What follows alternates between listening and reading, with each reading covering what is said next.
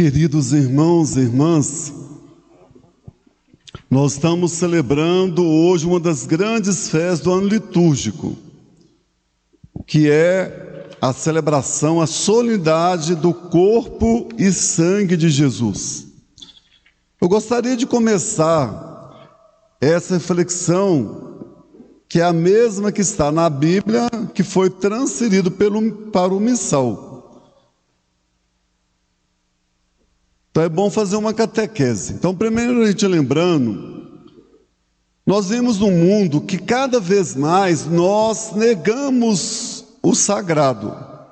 Muitas pessoas falam assim, o casamento foi inventado pela igreja. A gente for observar lá desde o Antigo Testamento, tinha o ritual do casamento. Jesus, o primeiro milagre que Jesus fez foi uma boda de casamento.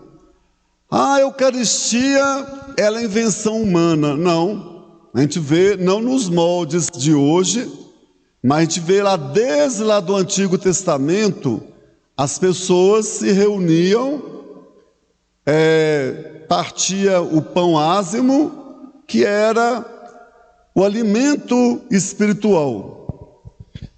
E Jesus, para a gente entender a festa de hoje, nós temos de voltar lá na Quinta-feira Santa.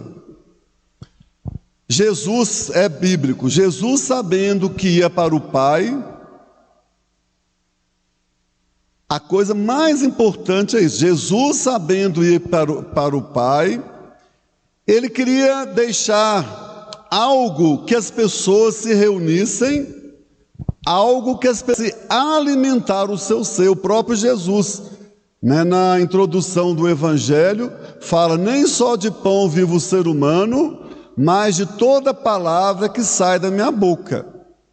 Então, quando Jesus, ele instituiu a Eucaristia, estou deixar bem claro que é bíblico, ele instituiu a Eucaristia, e a grande beleza da Eucaristia, a Eucaristia é memorial. O que significa? Quando eu recebo a Eucaristia, primeira coisa, todos os dias, todas as vezes, tem que deixar isso claro, gente. Todas as vezes que eu recebo a Eucaristia, é a primeira Eucaristia. A Eucaristia que eu recebi ontem, não é a mesma Eucaristia. A Eucaristia, ontem foi quarta-feira, nós estamos tendo a novena. Aqui na nossa paróquia, nós estamos, esse ano, o Corpus Christi está dentro da novena do nosso padroeiro Santo Antônio.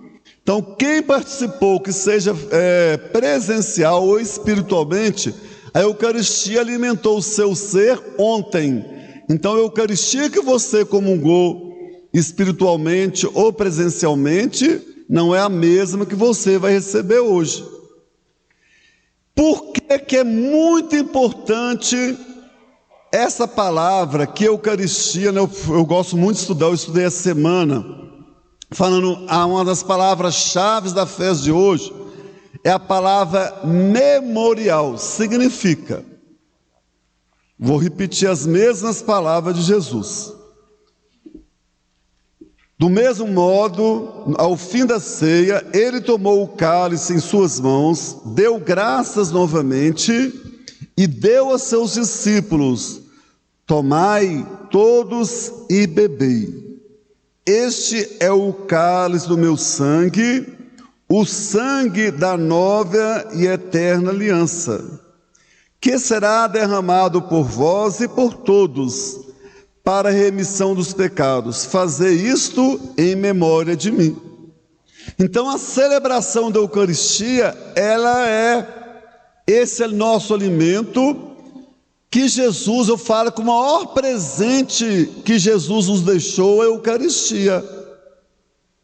Por isso que, dentro do catecismo da igreja, fala que o centro da nossa igreja é a Eucaristia. Entende? Entender, o centro da nossa igreja é a Eucaristia. Por isso, toda comunidade, todo final de semana tem que ter Eucaristia. Ah, mas não tem padre. Qual é a função dos nossos ministros? A função do ministro é muito importante. Eu falo com os ministros muitas vezes, uma pessoa é chamada para ser ministro e não valoriza. A igreja hoje, é impossível a igreja existir hoje sem ministro. Quantas comunidades, por exemplo, tem poucos padres.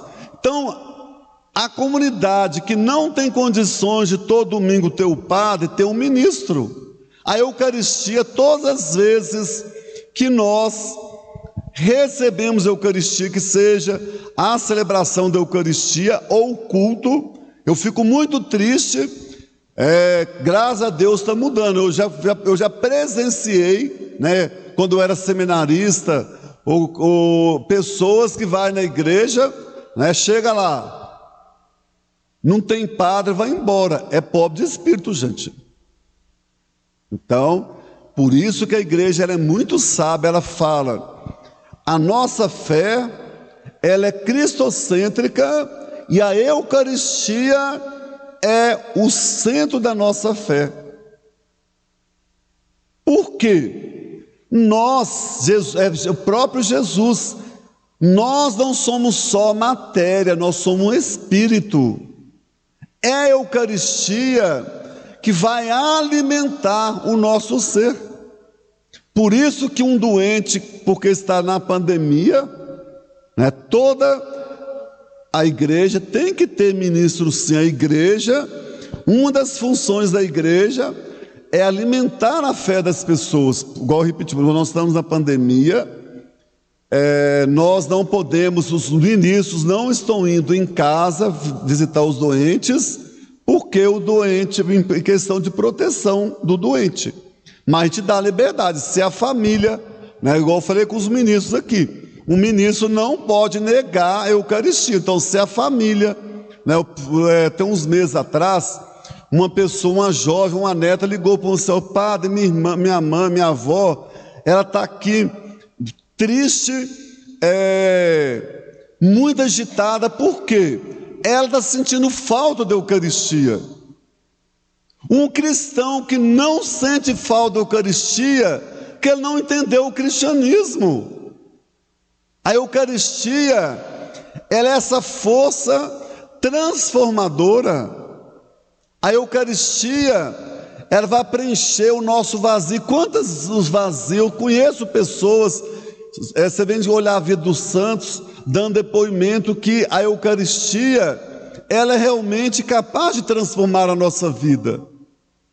Por isso que Jesus, ele foi muito sábio. O símbolo da Eucaristia é o pão. Como quase, não só no Brasil, no mundo inteiro, todo mundo come pão de manhãzinha. Pão significa o pão material, ele significa alimentar o nosso ser, não o nosso corpo. Já a Eucaristia, ela é o nosso alimento espiritual. Por isso que a igreja hoje, mais do que nunca, ela está preocupada de resgatar o valor da Eucaristia. Por isso que é um sacramento. Por isso nós não podemos separar a Eucaristia da vida. O próprio Jesus, eu vim para que todos tenham vida em abundância. Nós não separamos a Eucaristia da vida. A Eucaristia, ela não é uma mágica. Muitas vezes, porque eu recebi a Eucaristia, eu não vou ter dificuldade. Sim, eu vou ter. Todos nós. Hoje eu estava até assistindo um programa ontem falando alegria tóxica. Então hoje nós estamos vivendo uma sociedade que você tenta rir o tempo todo, que você não pode passar por nenhuma provação. Não, as dificuldades fazem parte da vida. Por isso que é importante, todos nós, assim, quem tiver oportunidade, entra na internet, começa a pesquisar uma palavra tão importante, a resiliência. A resiliência é uma autoestima elevada, é algo interior, algo que nós devemos cultivar no nosso coração. Quando nos depararmos diante das dificuldades da vida, a gente não vai se entregar. O cristão, ele não se entrega. O cristão, mesmo diante das dificuldades da vida, ele tem que buscar essa força. E nós não separamos a Eucaristia da oração. Hoje a gente não reza mais. Eu fico observando, né, as pessoas. Fiquei muito feliz, viu, Geni? Eu acho muito interessante. Seu irmão é um santinho, né? Eu acho assim, tem hora que ele conversa. Eu acho assim, a igreja, quem da igreja não acolheu uma pessoa especial, gente, ele não entendeu o evangelho. Eu fico observando, ele é uma criancinha. Na hora do glória, ele levantou lá. Ele nem está prestando, olha para você ver, ele nem está prestando atenção no que eu estou falando. Mas ele, você vê o olhar dele, a felicidade que ele fica de vir aqui na igreja. Então, acho que a Eucaristia, por isso que eu tenho um cuidado muito grande. Às vezes a gente discrimina, porque a pessoa está na segunda união, não pode receber a Eucaristia. Quem tem que decidir que vai receber a Eucaristia é a própria pessoa. Às vezes a Eucaristia não é importante para mim, mas é importante para o outro. Uma vez eu dei um depoimento, uma pessoa que ela estava na segunda união, e eu fiz um trabalho com ela e o marido. Aí no dia que ela veio receber a Eucaristia, ela chorou a celebração inteira, de tão feliz que ela ficou. Aí no outro dia, a mãe dela falou: "Sou padre, você não sabe o bem que você fez para minha filha. A minha filha hoje, ela é outra pessoa." A Eucaristia não é para os santos, não. A Eucaristia é justamente para as pessoas que estão tendo dificuldade. Muitas vezes a gente faz errado. Eu estou passando por uma fase difícil da minha vida, eu não venho na igreja, eu não recebo a Eucaristia. É o contrário. É o contrário. É nos momentos mais difíceis da nossa vida que nós temos que alimentar nosso ser. Gosto muito de fazer ligação com o momento presente. Nós estamos vivendo num momento de pandemia. Quantas pessoas gostariam de estar aqui nesse momento, não está por causa do vírus? Então essa pessoa em casa, ela tem que rezar dobrado. Eu fiz uma especialização na área da mística, da espiritualidade. Hoje eu fico tão feliz, gente, tão feliz, porque esse curso que eu fiz, especialização, foi 1 ano e meio. Quem organizou o curso foi o departamento da PUC de Ciências da Religião, departamento da Psicologia. Quem era o coordenador do curso é um professor de Psicologia. Olha, hoje, você vê psiquiatra, a própria ciência hoje, ela fotografou o cérebro do ser humano. A própria ciência hoje, né, a gente pega só o Freud, né? Freud, quando a gente vai estudar um pouquinho, que eu comecei a fazer psicologia, eu estudei psicanálise, a gente vai pegar Freud. Ele tinha um preconceito com religião, mas vai pegar o Jung, que é discípulo de Freud hoje.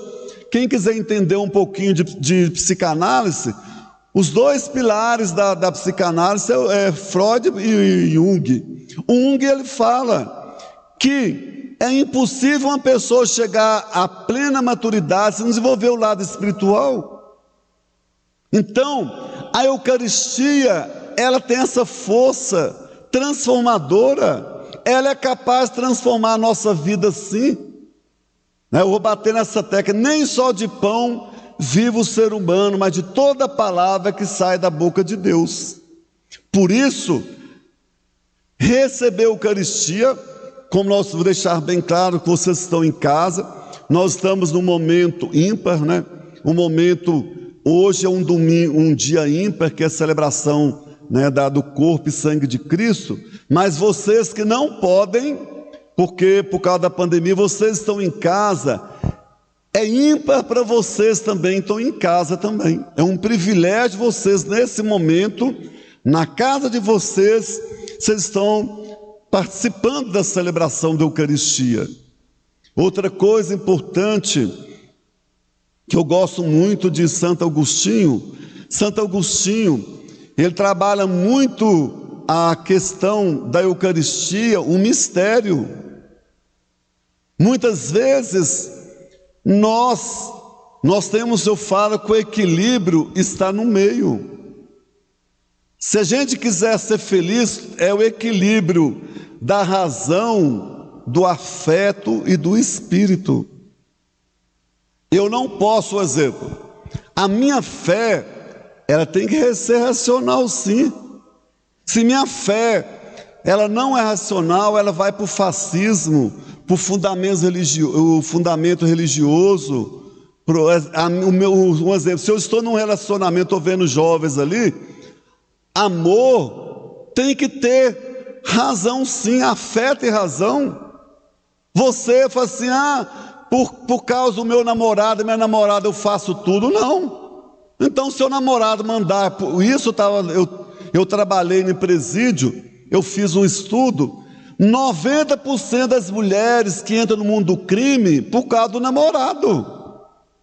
Não, eu tenho que ser racional, porque meu namorado é traficante, você é traficante, eu não vou entrar num relacionamento, a gente até nas nossas relações, a gente tem que entrar num relacionamento com alguém que acrescenta algo na minha vida.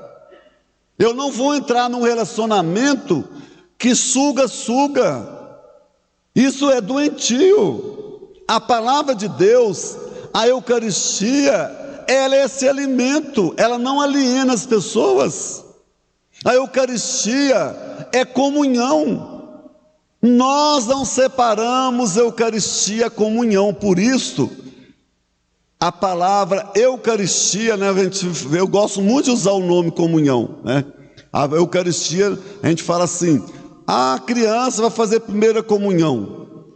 Tem um significado importante, sim. Nós conseguimos hoje, nós somos tão perversos, gente, que nós tiramos o valor da palavra comunhão. Tem aquela música, comungar pode se tornar um perigo, e é verdade, essa música é uma das melhores músicas. Comungar pode se tornar um perigo. Não tem sentido nenhum palavra comunhão. Como é que eu vou receber? Nós não separamos a Eucaristia da palavra comunhão, da palavra partilha.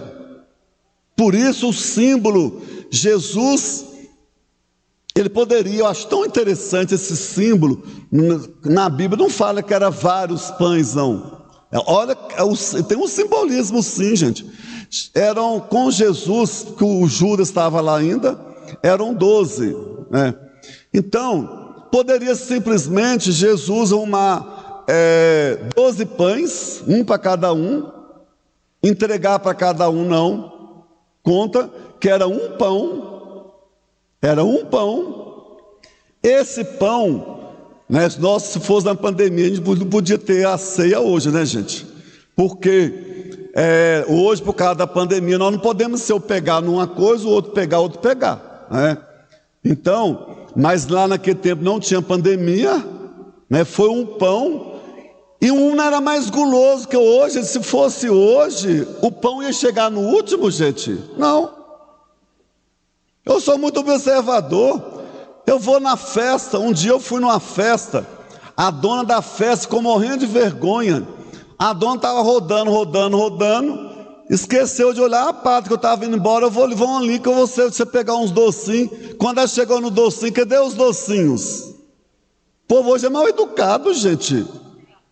Em casa, estou vendo ali o nosso irmão com filhos ali. Não, você tem que ensinar seu filho que tem que partilhar com o outro, sim. Você tem que ensinar seu filho numa casa. Hoje nenhum rico come 2 bifes, não. Só rico. Pobre é uma vez na semana comer um bife e é partido pequenininho. Se na casa é 4, não tem jeito de fazer hoje. Ninguém tem condição. 4 pessoas numa casa fazer 8 bifes, não. É 4. Agora o pai tem que ensinar, não precisa de o pai ficar vigiando. Ele tem que ensinar o filho que um filho que o pai ensinou, ele não vai comer 2 pedaços, é partilha. Fez 4 pessoas, eu fui lá, comi 2 pedaços, demonstrando que eu sou uma pessoa mal educada, que eu não tenho um pingo de sensibilidade pelo outro, é partilha. Eu lembro, eu achava tão interessante, por isso que eu falo mãe da gente. Mãe, eu fico interessante como é que as coisas na mão de mãe fazem milagre. Hoje não tem família pequena, eu lembrava com minha mãe, lá em casa eram 9 irmãos, minha mãe ganhava um bombom, eu achava tão interessante, ela pegava o bombom, ela partia um bombom, todo mundo comia, de um bombom todo mundo comia, é a partilha. Então nós estamos esvaziando o sentido da Eucaristia. Como é que eu vou falar de Eucaristia num mundo de gente passando fome? É incoerência. Eu achei muito interessante, numa cidade de São Paulo, como não ia ter a procissão do Santíssimo, aí o padre incentivou as pessoas fazer o tapete dentro da igreja com mantimentos, né? Fazia o tapete com óleo, com feijão, com arroz, e tudo aquilo que participou da celebração será partilhado. Onde há fartura, não há fome. Onde há comunhão, não há fome. Aqui dentro da igreja, eu falo, um dia desses eu recebi uma mensagem falando que a missa, ela não termina aqui na igreja, não. A celebração da missa, ela continua na vida. Qual o sentido que tem eu sair aqui dentro da igreja, a Eucaristia, eu recebi a Eucaristia é vida, é comunhão. Eu chego em casa, eu sou grosso, eu sou um homem estúpido, eu só sei gritar com minha mulher, eu não respeito minha mulher. A mulher também hoje, a mulher também não está fácil também, que as mulheres descem pau nos homens, mas as mulheres estão diferente de homem não, viu gente? Mulher que fica descendo pau em homem, pode certeza também que ela não presta também não, viu? Mesma coisa, se o homem é grosso, atrás de um homem grosso tem uma mulher grossa. Atrás de uma mulher educada tem um homem educado. Então, eu saí da celebração, que eu estou vendo irmãos aqui. Olha, que sentido que tem as nossas irmãs ali, ó. Tem sentido vocês duas participar da celebração, chega em casa. Um dia eu fiquei tão triste, a mãe foi conversar comigo. Ô padre, eu vim aqui, mas eu estou numa tristeza, que eu tenho uma filha de 15 e a outra 17 anos. Essa aí no tapa, eu fui separar a briga e elas me jogaram no chão. Você sabe por quê, padre? Por causa de um perfume, que um foi usar o perfume da outra. Errou, gente. As gêmeas ali, elas são gêmeas, porque uma tem que prestar o perfume, porque uma não pode usar o perfume da outra, só porque elas são gêmeas. Elas ficaram 9 meses dentro da barriga, né? Da mãe dela. Eu acho que gêmea brigar, não entra na minha cabeça 2 gêmeas brigar, né? Elas ficaram respirando o mesmo ar. Então é isso que é celebrar a Eucaristia. Por isso que eu falo, comungar é tornar perigo, sim. Não tem sentido de eu vir aqui na igreja, celebrar a Eucaristia, receber a Eucaristia, eu já saio da igreja falando mal do outro, fazendo fofoca o nome do outro. Eu falo nos lugares que a gente vive menos Eucaristia, olha a incoerência. Um dos lugares que nós vivemos menos Eucaristia é dentro da igreja. Eu falo que 2 lugares que hoje fala a igreja doméstica, os 2 lugares que vivem menos a partilha é dentro da igreja e dentro da família. Família não é lugar de quebra-pau, não. Pode ter conflito, eu falar assim, eu sou terapeuta, não existe família modelo, não. Eu tenho que ensinar meus filhos, desde pequeno, que eu tenho que respeitar o outro sim, meu irmão. Por mais que eu não concorde com meu irmão, com a minha irmã, eu tenho que respeitar. Aqui dentro da igreja, meu local de trabalho, eu não posso concordar com uma pessoa, mas eu tenho que respeitar. Eu falo que o respeito é a base de tudo, né? Igual assim, né? O pessoal aqui de Betim, que eu gosto muito, de uma família maravilhosa, eles estão para casar. Eu falo, casamento acaba, repetir, casamento acaba na hora que perdeu o respeito, gente. Perdeu o respeito, a melhor coisa para não virar guerra, separar. Eu falo muito isso. Perdeu o respeito, antes, por quando é que sai a agressão física? Foi o momento que perdeu o respeito. Depois que perdeu o respeito, vem tudo quanto é nome, sabotar a felicidade do outro. Primeiro começa com a agressão verbal, né? Começa com a agressão verbal. Aí depois começa com a agressão física. Isso é comunhão, gente? Isso é viver? Esse é o plano de Deus para a gente viver em guerra? Porque eu falo, né, muitas vezes nós nos preocupamos com as guerras que estão lá no exterior. O Brasil tem guerra, gente. Quer guerra maior do que a gente humilhar o outro? Chamar o outro de preto fudido? Ser vagabundo? Não respeitar um travesti? Não respeitar uma prostituta? Aquela ali, ó, é uma vagabunda. Quem sou eu? Quem sou eu para falar que uma pessoa é vagabunda? É muito fácil eu passar na rua, ver um mendigo lá. Eu fiz trabalho há muitos anos com pastoral de rua. Eu nunca mais, depois que eu comecei a ir na rua, nunca julguei. Que eu trabalhei, graças a Deus, ontem eu fiquei muito feliz que uma pessoa lá de Betim me ligando, né, que ela não é da paróquia São Judas Tadeu. Eu acho tão interessante. A pastoral de rua de Betim começou na paróquia São Judas Tadeu em Betim. Hoje a pastoral de rua já não é mais da paróquia Santo Antônio, de São Judas. Ela tem gente de todas as cidades de Betim. Eu acho tão interessante que as pessoas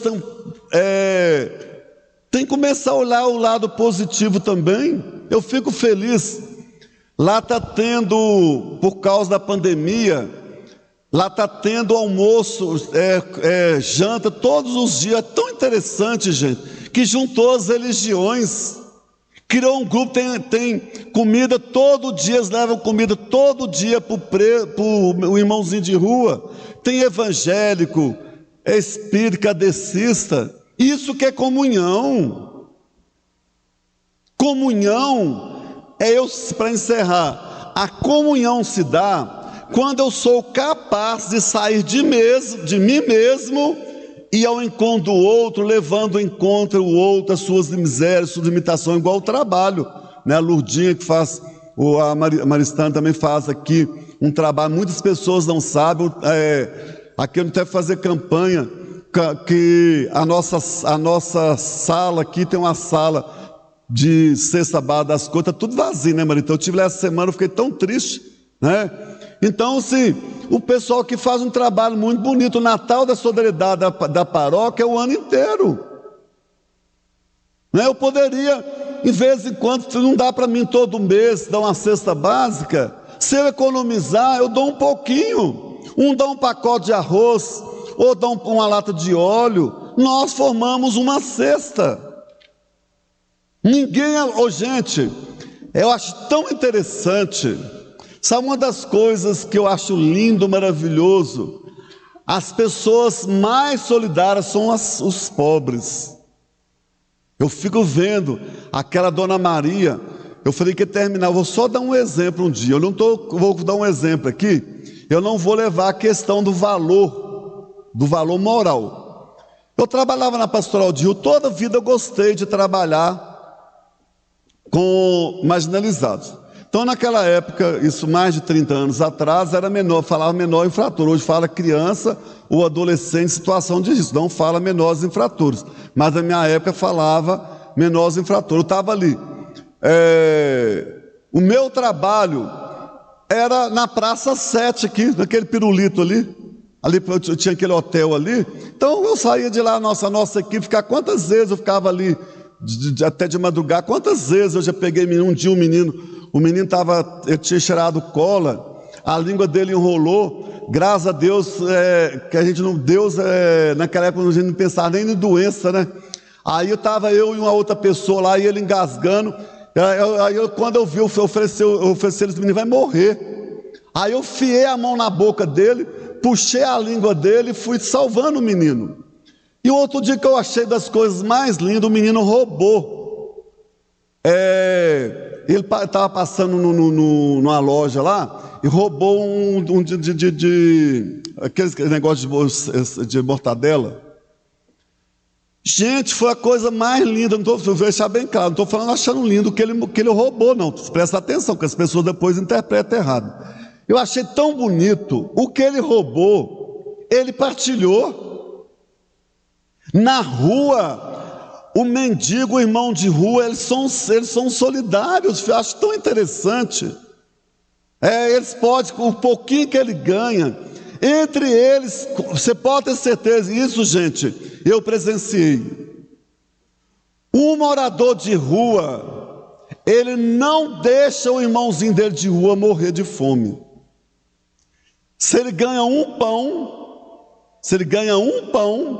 se tem 3 perto dele, ele pega o pão, divide e dá um pedacinho para cada um. Isso é Eucaristia, isso é partilha. É isso que as nossas igrejas estão precisando de aprender. Partilhar. Se uma igreja é mais rica que a outra, tem que ajudar a outra sim. Se eu tenho uma condição financeira melhor do que uma pessoa da minha família, eu estou sabendo que alguém está passando necessidade, eu tenho que ajudar sim. É isso que é celebrar a Eucaristia.